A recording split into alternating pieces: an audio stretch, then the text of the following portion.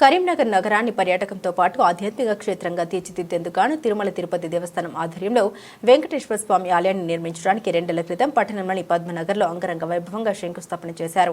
2 ఏళ్లు గడిచినప్పటికీ ఇప్పటికీ ఆ దిశగా అడుగులు ముందుకు పడకపోవడంతో నగరవాసులు అసహనం వ్యక్తం చేస్తున్నారు.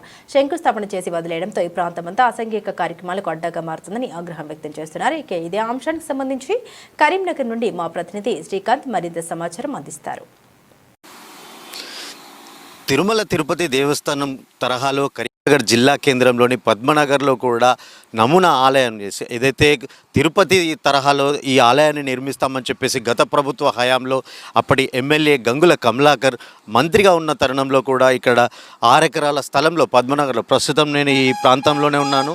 ఈ ప్రాంతానికి సంబంధించి 6 ఎకరాల ప్రాంతంలో ఇక్కడ అంగరంగ వైభవంగా టీటీడీ తరహా నమూనా ఆలయాన్ని నిర్మిస్తామని చెప్పేసి కరీంనగర్ వాసులకు ఒక ఆధ్యాత్మిక క్షేత్రంగా కూడా ఈ దేవాలయం వర్ధిల్లుతుందని చెప్పేసి అప్పుడు భూమి పూజ కూడా చేసిన పరిస్థితి అయితే నెలకొంది. దాదాపు 2023 సంవత్సరం మే నెలలో ఇక్కడ భూమి పూజ చేసినప్పటికీ కూడా 2 ఏళ్ళు గడిచినప్పటికీ కూడా ఇప్పటి వరకు ఇక్కడ ఆలయానికి సంబంధించిన అసలు ఎలాంటి పనులు కూడా చేపట్టకపోవడంపై కరీంనగర్ భారతీయుడిగా పిలువబడే కోట శ్యామ్ తన నిరసనను వ్యక్తం చేస్తున్నాడు. అసలు ఈ వెంకటేశ్వర గుడికి మోక్షం ఎప్పుడంటూ కూడా తను ప్రశ్నిస్తున్నాడు. ప్రతి సమస్యపై తాను ఎప్పటికీ పోరాడుతుంటాను, ప్రశ్నిస్తూనే ఉంటానని చెప్పేసి శ్యామ్ చెప్తూ ఉంటాడు. మనతో పాటు శ్యామ్ ఉన్నాడు, తనతో మాట్లాడదాం. చెప్పండి, ఈ 2023లో ఇక్కడ ఇదైతే తిరుమల తిరుపతి దేవస్థానం తరహాలో ఇక్కడ భూమి పూజ చేశారు. ఆలయాన్ని అంగరంగ వైభవంగా నిర్మిస్తామని చెప్పేసి గత ప్రభుత్వ హయాంలో కూడా చెప్పారు. ఎందుకని అసలు ఇక్కడ ఇలాంటి పరిస్థితి వచ్చింది? ఇది నెగ్లిజెన్సీ. అంటే ఇప్పుడు ఏదైనా పని జరుగుతుందంటే పార్టీలో, అది బీఆర్ఎస్ కానీ కాంగ్రెస్ కానీ బీజేపీ కానీ పార్టీలో మేము తెచ్చినాం వాళ్ళు కొట్టుకోవడానికి అవుతుంది తప్ప కరీంనగర్లో ఎలాంటి డెవలప్మెంట్ ఉండట్లేదు. అందులో భాగంగా టీటీడీ నుంచి 2023లో అప్పుడు అంగరంగ వైభవంగా ఇక్కడ ఎన్నో వేల రూపాయలు, కోట్ల రూపాయలు ఖర్చు పెట్టి యాగాలు చేసి హోమాలు చేసి మేము రేపే కడుతున్నాం, రేపే స్టార్ట్ చేస్తున్నాం అనే నినాదాలతో వాళ్ళు అప్పుడున్న మినిస్టర్గా గంగుల కమలాకర్ అయితే ఏంది, మన బండి సంజయ్ గారు అయితే ఏంది, వాళ్ళందరూ అలా హయాంలో మేము కట్టిస్తున్నాం, రేపటి నుంచి స్టార్ట్ అవుతుందని చెప్పి టీటీడీ వాళ్ళని అందరినీ కరీంనగర్ ప్రజలని మోసం చేసిర్రు. నిజంగా చాలా బాధాకరం.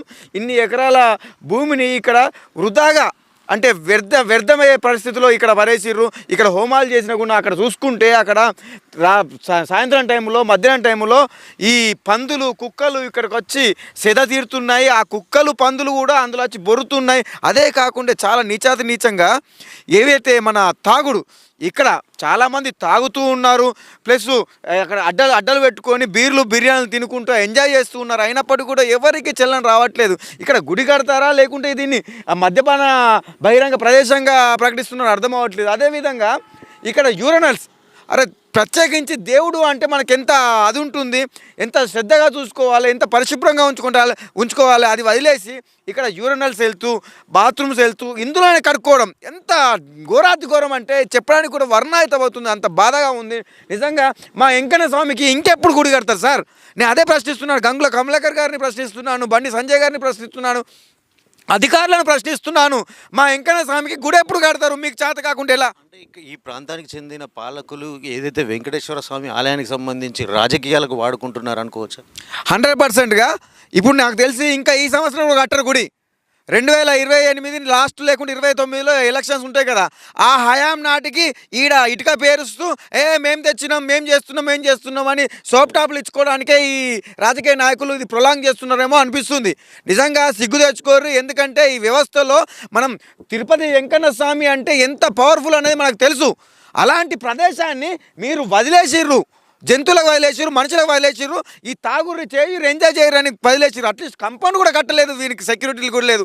ఆలోచించండి. ఇక్కడైనా మేలుకొని మా వెంకన్న స్వామికి గుడి కట్టాలని కోరుకుంటూ జై హింద్, జై భారత్, మీ భారతీయుడు కోట శ్యామ్ కుమార్.